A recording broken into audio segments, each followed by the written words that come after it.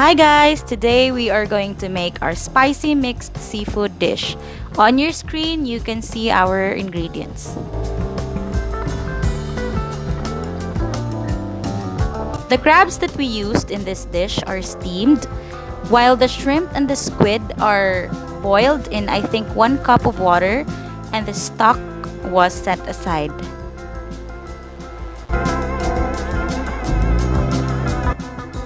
So let's start! Heat up your pans and put some oil on it. The oil will be your preference. If you want much oil, you may do so, but for us, we only did about 3 tablespoons. So let's add in the garlic and then the onion. We used 1 big white onion for our dish.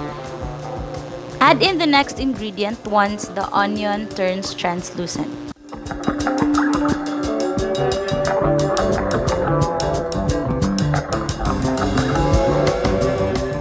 Next, we add in our ginger.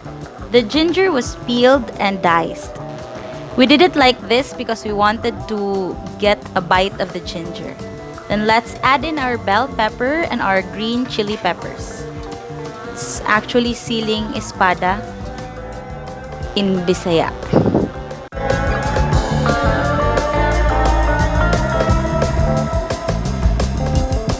Now let's add in our fish sauce, 2 tablespoons.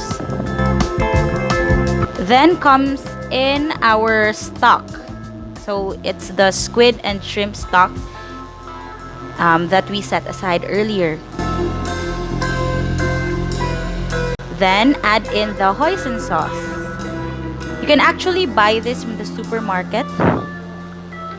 We added 3 tablespoons of the hoisin sauce.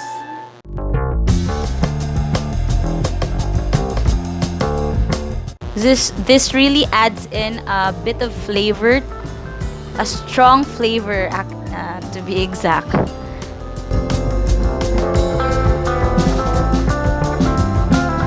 We also added 3 tablespoons of sweet and sour sauce. We also bought this from the supermarket.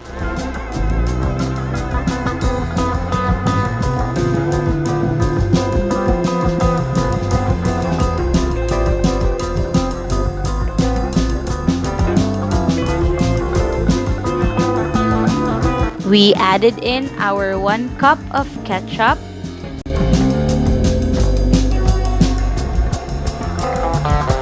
And then mix.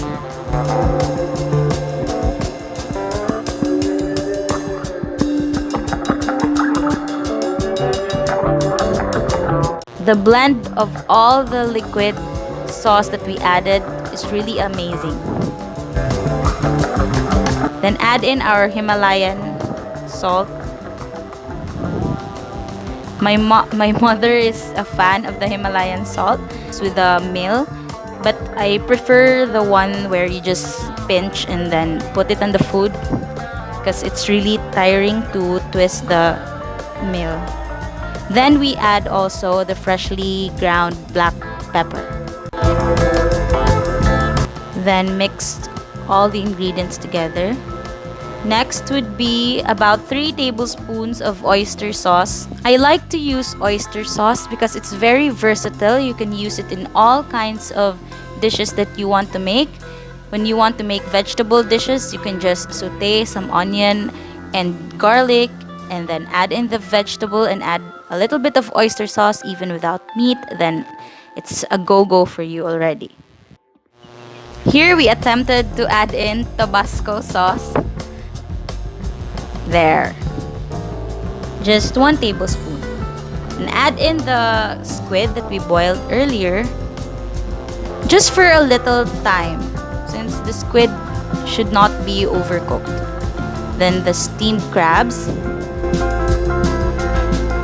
We actually separated the body of the crabs from their claws and legs. The crab actually has swimming and walking legs.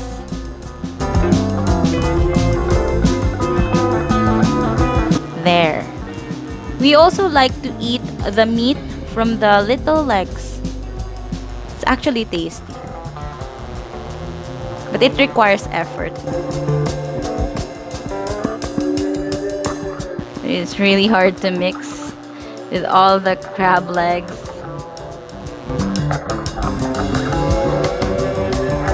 Then let's add in our shrimp. Actually, some of the stocks of the shrimp were set aside earlier, but I think not all the stocks were set aside, so let's add them as well. Okay, now just mix them carefully to not break them apart. The shrimp, like the squid, should be boiled in a little amount of time.